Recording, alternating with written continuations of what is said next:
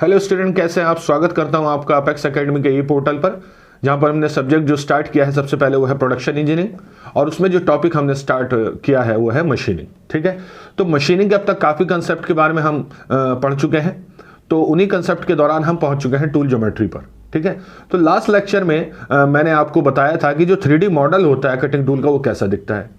अगर स्टूडेंट्स आपने पिछले लेक्चर्स नहीं देखे हैं तो वो जरूर देख लें, नीचे डिस्क्रिप्शन बॉक्स में जाइए, वहां पर आपको हमारे पिछले लेक्चर्स के लिंक मिलेंगे। ठीक है, लेक्चर को सीरीज में ही देखने का सबसे ज्यादा फायदा है। ओके, तो आपको याद होगा लास्ट क्लास के बिल्कुल एंड पोर्शन में मैंने समझाया था कि कटिंग टूल का ये जो वुडन ब्लॉक है, ये कटिंग टूल का एक 3D डायग्राम बोर्ड पे बनाने के बाद एक कंपैरिजन हमने किया था।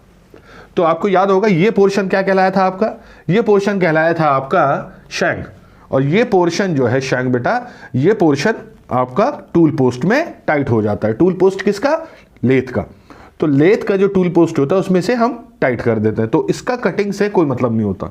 ठीक है, cutting portion, this is the cutting portion, अगर आपको याद हो। और इस कटिंग पोर्शन में आपको याद होगा टॉप सरफेस जो मैंने बताया था, ठीक है, वो रेक सरफेस बताया था, रेक फेस बताया था।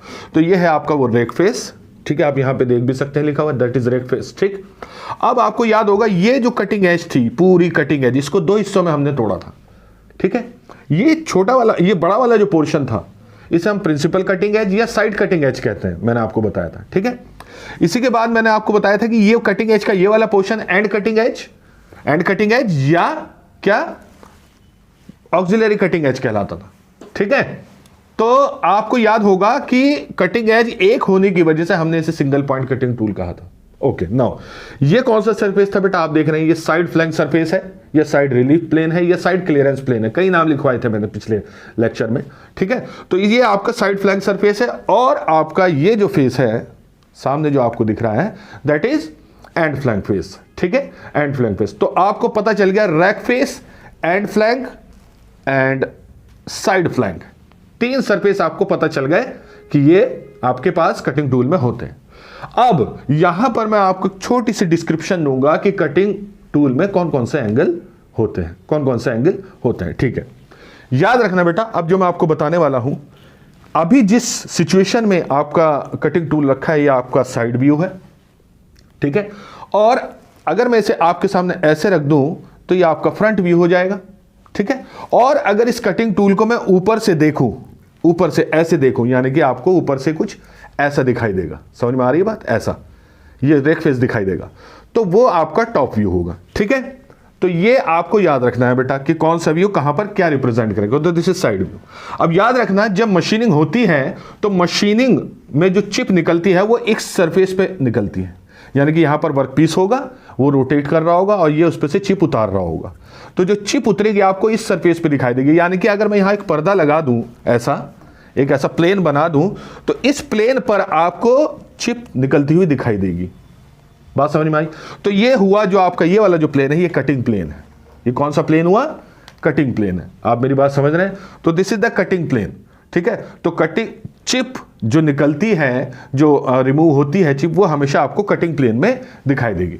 अब मैंने आपको ये साइड व्यू कटिंग टूल का दिखाया हुआ है। ठीक है, अब मैं दिखाऊंगा कि साइड व्यू में मुझे कौन कौन से एंगल मिलेंगे। ठीक है, तो ये है एंगल आपका, पहला एंगल आपका ये है, मैं इस पेन के और इस रेक सरफेस के बीच दिखा रहा हूं। देख रहे हैं आप, नोटिस करें ये वाला एंगल, इसे कहते हैं बैक रेक एंगल। क्या कहते हैं बेटा?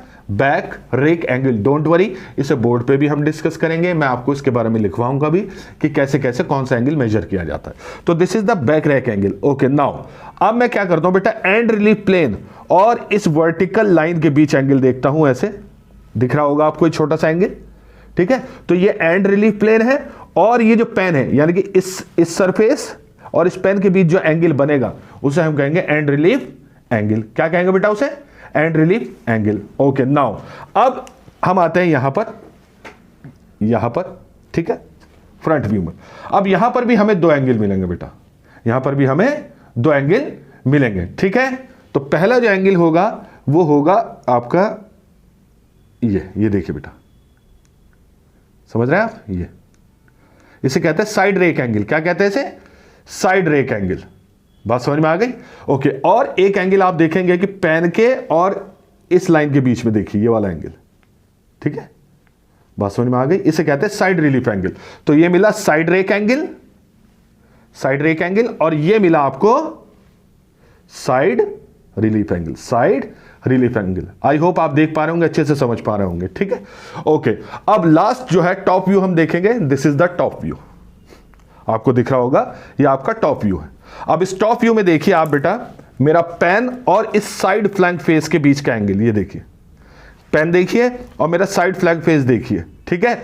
साइड फ्लैंक के बीच में आप एक एंगल देख रहे हैं, तो इसे हम कहते हैं साइड कटिंग एज एंगल। क्या कहते हैं बेटा इसे? Side cutting edge angle. Okay, अब यही एंगल बेटा आप ऐसे देखिए, ये एंड कटिंग एज है ना, तो एंड कटिंग एज एंगल और पेन के बीच में मेरा एक एंगल दिख रहा होगा आपको, ये देखिए, दिख रहा है? तो इसे कहते हैं एंड कटिंग एज एंगल। बात समझ में आ गई? This is side cutting edge angle, this is and cutting edge angle. Okay students, तो हमने अभी देखा कि कौन सा एंगल कहां होता है कटिंग टूल के लिए, ठीक है? तो आपको बेटा बस ये इस लेक्चर को 2-3 बार देखना है, तब आपको इनकी पोजीशनिंग, ये जो एंगल होते हैं इनकी पोजीशनिंग बहुत इजीली याद हो जाएगी, ठीक है? आई होप आपको ये लेक्चर समझ में आया होगा, ठीक है? राय यह है कि 2-3 बार देख लेना बेटा, क्योंकि देखो चीज एक बार समझ में आ जाए दैट इज एनफ, उसके बाद फिर हमेशा याद रहती है। ओके, तो अब आगे की वीडियो के लिए बने रहिए हमारे साथ। अगर आपको मेरा लेक्चर पसंद आया हो बेटा, तो फौरन चैनल को सब्सक्राइब कर लीजिए, इस लेक्चर को लाइक कीजिए, इसे शेयर कीजिए, ठीक है? ज्यादा से ज्यादा लोगों में शेयर कीजिए ताकि उन्हें भी पता चल सके, क्योंकि बहुत सारे डाउट हमेशा कटिंग टूल के बारे में रहते हैं, ठीक है? आई होप अब हम आगे की चीजों को बहुत आसानी से समझेंगे, ठीक है? तो अब मिलते हैं अगले लेक्चर में, तब तक के लिए धन्यवाद।